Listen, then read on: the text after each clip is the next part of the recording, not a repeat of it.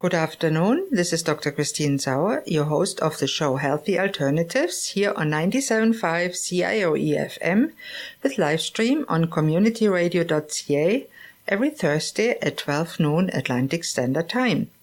Thanks for tuning in today.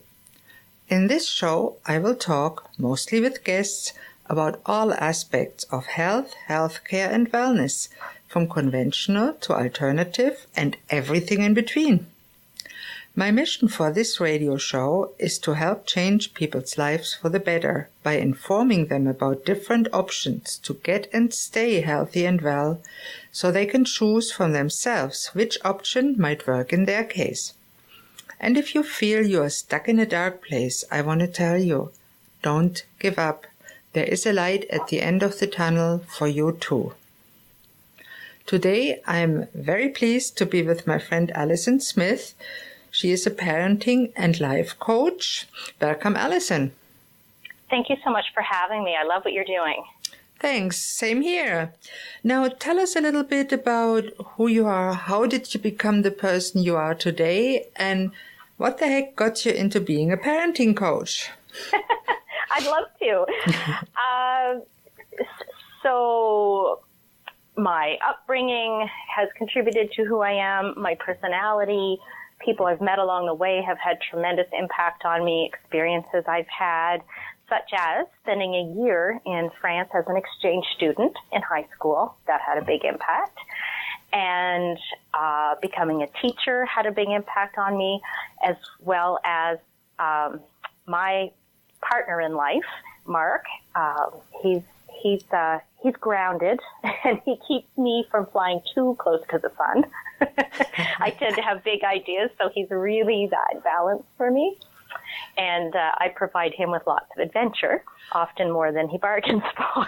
Well, I kind of am reminded of my own husband hearing that. But I know you are getting far. And tell us a little bit about how you became a life and parenting coach. Sure. Well, my education background had, as I mentioned, a big impact on me. And I love working with kids. I love the act of teaching and helping someone discover some things for themselves. So that part I loved. Other aspects of teaching weren't quite a fit for me. So I was looking for something else that I could do. Mm-hmm. Fast forward a little bit, and I had 2 kids. That further strengthened my resolve to interact with children in a different way from what most of the culture around me was doing. Now, I didn't quite know how to put that into practice on a day-to-day basis. I knew the theory and sort of the philosophy that I had, but I didn't have anyone around me modeling exactly what it was that I was looking for. So I took to the online space and started devouring everything I could find on the topic and experimenting on my own children. Well, that's a good way to do it. And really, oh, yeah. I've learned a lot the hard way. Yeah. And it's kind of sad because we all should have parenting in school, boys and girls. Something, we all need some sort of support, because it's not as natural as we would assume. Obviously, there are some things that we do instinctually that is very good and very helpful, but there are a lot of messages out there that can confuse newer parents. And speaking of newer parents, I heard of an amazing name for new parents, because I was a new parent, but I was not young. So I couldn't say I was a young parent. Well, I disagree with that. You are still young.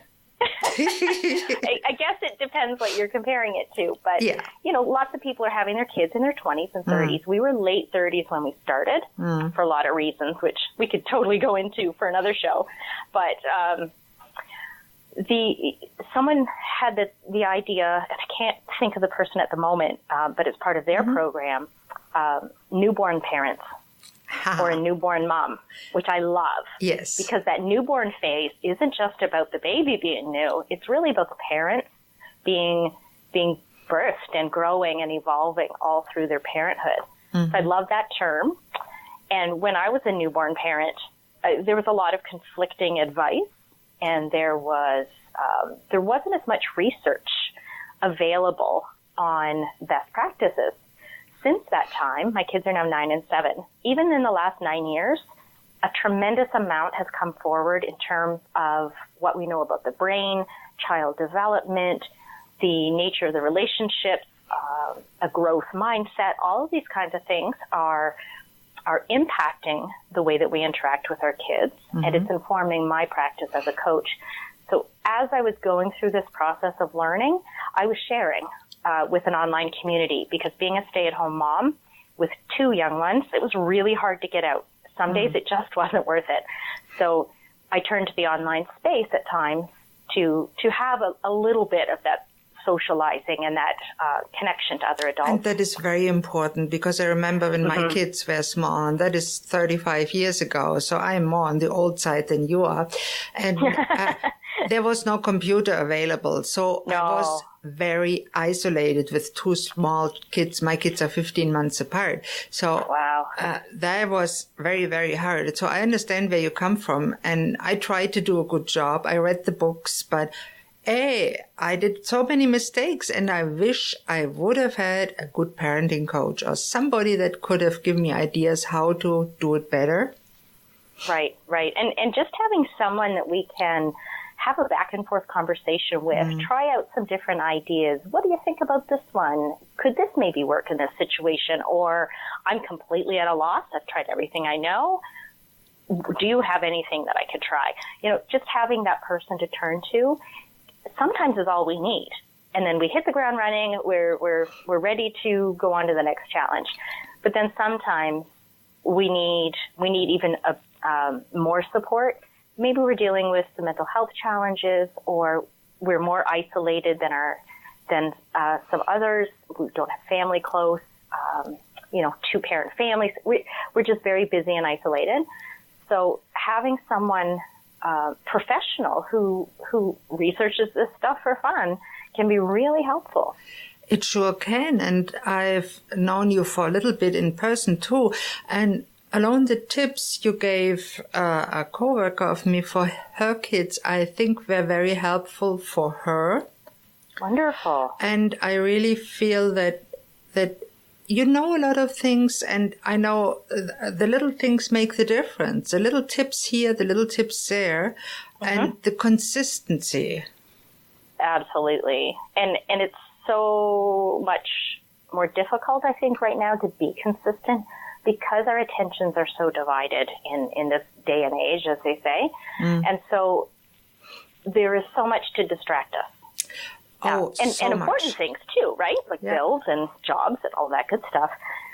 But to maintain our focus on what we're trying to accomplish long term can be a real challenge. So if we have somebody that will remind us and keep us on track, can be really helpful, because it's just human nature to get off track or to be focused on other things that are so present right in front of us.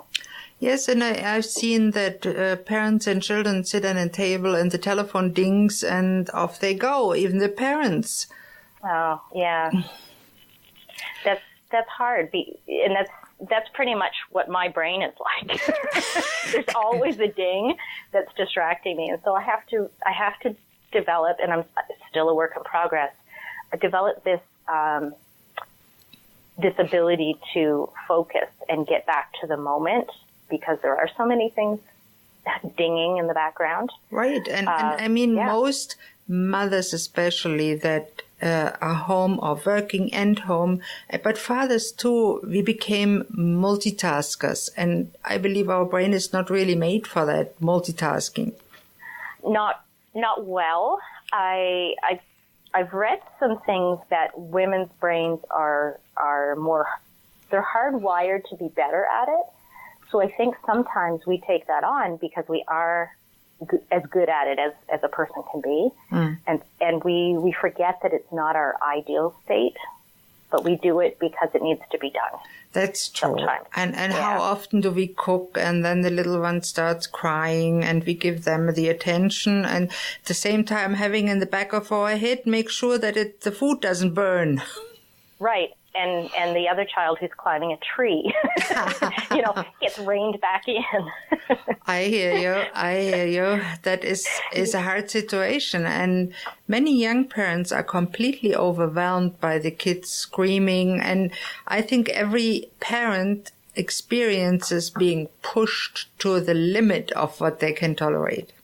Oh, absolutely. And beyond.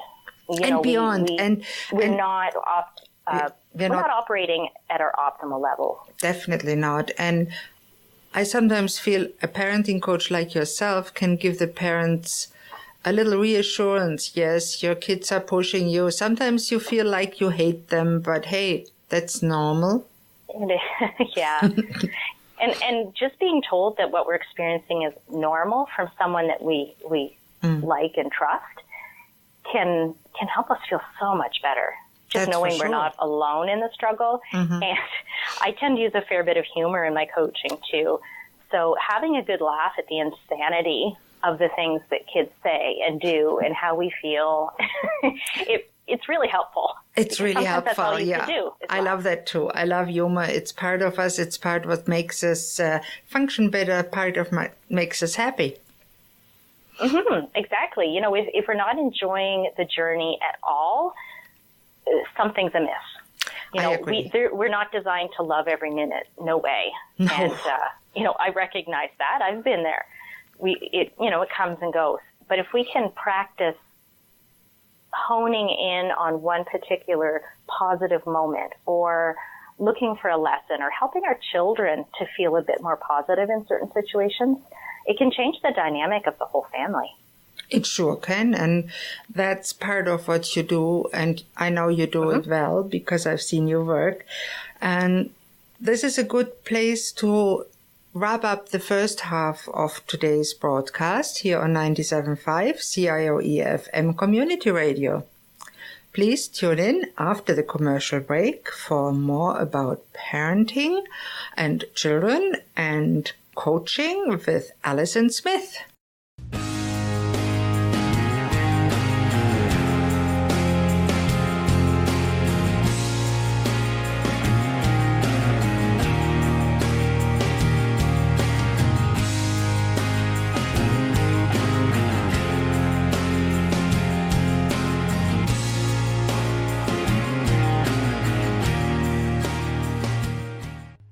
Hello and welcome back to Healthy Alternatives here on 97.5 CIOE FM on the web at communityradio.ca. I'm your host, DocChristine Sauer, and today I'm talking with parenting and life coach Alison Smith. Welcome back, Alison. Thank you very much. Now, in the first half, we talked a little bit about how you are a parent, how you were a teacher, and then looked for something you could do while you were staying home with the kids, which is a wonderful thing to do. Now, in the second half, I heard you have something, kind of a manifesto. Now, what is that? So this was a document I wrote early on, a little bit for me and a little bit to share. And it's like the foundation, the philosophy of what it is, the approach that I take to the relationship with my kids. So it has 3 tenets. 1 is connection, 2 is empathy, and 3 is life skills. And so in the manifesto, it's a brief ebook that outlines different reminders and phrases that you can tell yourself to keep focused on these 3 things, because these 3 things are absolute game changers to a family. I think every family wishes to have that. We all say we love our children, but the love expresses it in those 3 things. I love that. Right. How do the viewers get that? How do the listeners get that? Certain ways that we can connect more deeply and more quickly, which then increases how much they listen to us. Oh, that's important. And there are also things, sort of mainstream things that we've all been taught we're supposed to do that actually distance us from our kids. And so this is these three things are the primary areas I focus on when working with clients. We go into a lot more depth, obviously, but the manifesto is just a really nice reminder, and it sums up the entire body of work that I do. And those life skills I want to mention are not just for the kids. It's not just how we're teaching them the important things, but it's what do we need to do and what abilities and skills do we need to hone so that we are showing up as the kind of parents we want to be. And that's important too. We just can't come home and think we check our emails and make the supper in the thing and the kids will be all right. And if they don't do what we tell them, just holler at them. Yeah, you know, and there's some days that we do, and I don't want people to think that it has to be perfect. That's not what we're striving for here. But there are ways to make it easier, to make things more calm and peaceful, and to have everybody interact on a more positive level. And I know that many families nowadays have challenges with their kids that have some kind of a label in any kind, be it ADHD, ASD, autism, ODD, or whatever the label, the abbreviation may be. In any case, it is a strained family, isn't it? A chaos in the family. And it's so much stress. And as soon as parents start to feel overwhelmed and stressed, they have a much harder time interacting with their kids in the way that they want to. And that in turn fuels our child's behavior because they're feeling anxious or stressed because of our reactions, and it's throwing them into the state of mind of fight or flight. And then we pick up on that, and that stresses us even more, and then we're guilty, which adds more fuel, and the cycle continues. Yeah. And so learning the easiest way to stop that then is to focus on ourselves as parents and getting ourselves in the right frame of mind before we interact with our kids. And some parents will say, exasperated, throwing their arms in the air, how the heck do we do that? And it comes back to these three tenets in my manifesto. We have to connect with our kids in the right way that they interpret as a strong, safe relationship. And we need to offer compassion to our kids, the empathy piece, because a lot of behaviors are an attempt to be heard. Our children want to feel that they have value and that they're appreciated and heard. And just saying good job doesn't go far enough. There are a lot of other things that we can do to help them really feel it deep down that they are valuable, they are worthy, and we're interested in what they have to say, especially when we disagree. And so that's a real tricky part, and that's where the life skills come in. Yes. We learn how to calm ourselves, how to keep ourselves calm more often, and what to do when that chaos ensues. And it always will. There will always be something that is emotionally triggering for us, that upsets our kids. It's what do we do about it? So in that moment, what are the different tools that we can draw on or skills that we've been practicing to then apply when things start to get chaotic? And that's very important, because it doesn't help when the kids act up because we said no, which they do in the beginning, and then you give in. That makes it worse. That's true. And, you know, a lot of parents, especially the clients I work with, they're good parents, and they have a lot of skills and education. But anything is stressful. And if you add in something like ADHD symptoms or traits of autism, that adds a much bigger load of stress onto a family. Because they often have aggressive outbursts that are hard to handle. Oh, exactly. And we get tired, and so it's easy to give in sometimes. And I understand that they do, but it really is not the right thing to do, to say, okay, here's your iPad, continue gaming. Exactly. So when parents get the skills that they need to, one, recognize when things are heading down the chaos path, to confidently know what to do in any given situation to keep themselves calm and to help their child through it and teach them the skills that they need, that's when things change. Yeah. We can't parent alone. We're not designed to parent alone. No. And, I really want to tell parents that I know that they're out there. They can hear me right now. And if this is you, don't struggle alone. There are many people that can support you through this. There's no badge for doing things alone. We are not designed to do it alone. So feel free to reach out and add me on Facebook or send me a message, personal message, and I'd love to help you or provide some solutions. I just want them to know that the struggle is normal. We're all feeling it, but we don't have to feel it all the time, and we can feel so much better interacting with our kids. And I think it's so important that we get the tools to do it and have somebody to talk to that is non-judgmental and doesn't tell us, oh, you're crazy, or you're weak, or you have to do it, or you gave up so that you're a bad person. You're not. You're still a good parent, even if you make a mistake. I made lots of mistakes raising my kids, and in the end, I felt guilty, and I asked them, listen, I made a lot of mistakes. I know that. Can you forgive me? And they said, hey, Mom, you weren't so bad. So that was nice to hear. So we all do the best we can at the time. I wish I had a good parenting coach. Why don't you share how they can contact you? Sure thing. I encourage them to go to my website, which is AlisonSmithCoaching.com. And that's Alison with one L. They can go there and find links to all of my social media. They can contact me right from the website, send me a message that way.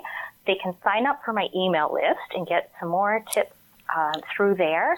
But for your listeners particularly, I want to give them a copy of my ebook.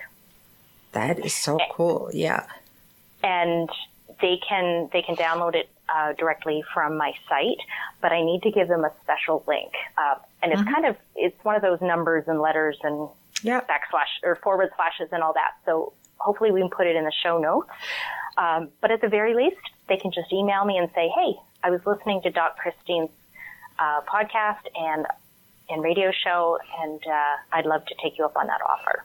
No, that's generous of you, and I certainly appreciate that for my listeners and everybody that wants to do it. Go ahead, contact her. The address again, AlisonSmithCoaching.com. Alison with one L. And Alison is a lovely lady. She won't eat anybody. And not on Wednesdays. That's a good thing. And I know, and you even get your own TV show soon, which I congratulate you for. And you do a lot of very fascinating and great things to help parents. We actually have an ADHD program together that addresses all parts of the. I hate to call it disease because I find it's not a disease; it's a symptom. But it is so important to address the parts, and a parenting coach can help to address issues that need to be addressed in kids with ADHD, like diet or supplements, because kids say, I'm not supposed to eat milk. I want my milk. And you know how that is. It's hard for parents to say no when the kid gets upset. Right. And that's when they need you. Exactly.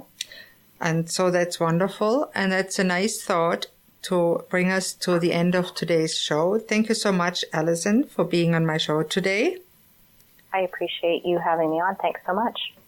Please don't hesitate to contact me with any questions, thoughts, comments, or suggestions. Or if you'd like to contact Alison and forgot her links, my email here is christine@communityradio.ca.